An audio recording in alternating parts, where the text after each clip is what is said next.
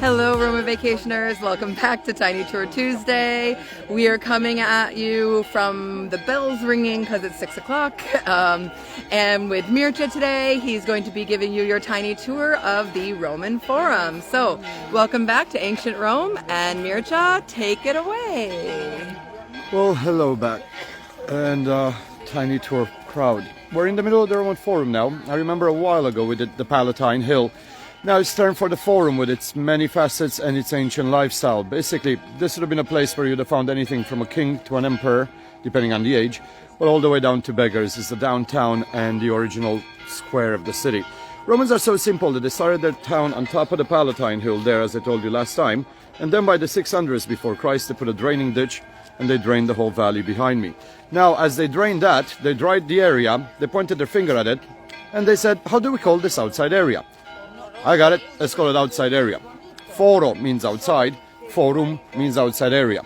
So as the ages went, this kind of simplicity of the Romans translated into them naming the main street behind me the Via Sacra, because it had temples, as you can see, so the Holy Road, and the one behind me there, the New Street, because it was newer than the other one.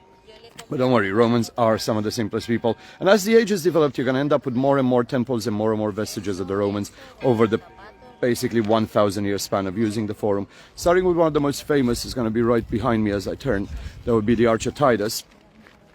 Sadly, commemorating one of the ancient world's genocides between 69 to 74, the Romans would punish the Great Jewish Rebellion led by a rebel called Simon Duras heavily, with a large part of the Jewish community in Judea at that point being either moved or executed. A lot of them will end up being forced laboring on the palace, on the hill, and parts of the Colosseum. The arch itself being built post-mortem for the Emperor Titus, the general that burned Jerusalem.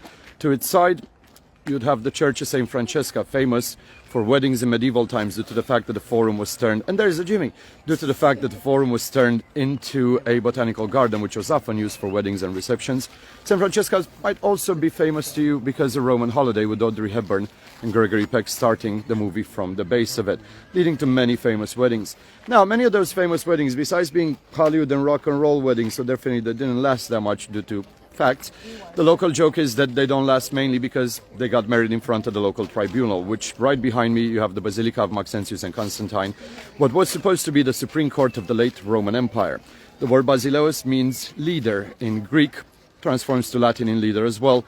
However, nowadays it means church because many of these basilicas, many of these tribunals were used as churches.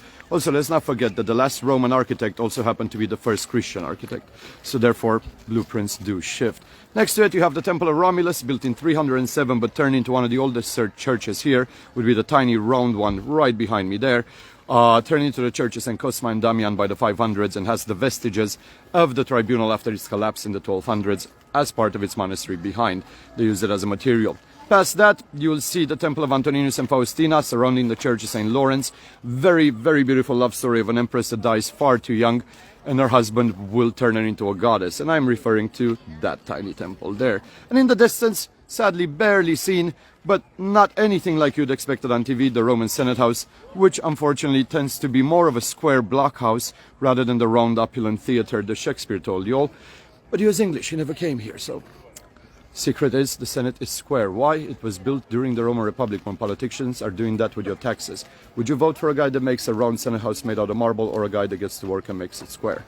That would be Julius Caesar. With that said, this has been Tiny Tuesday and Tiny Tours on it with James and Angela behind me, and I'm going to pass it to someone a bit more stable-handed.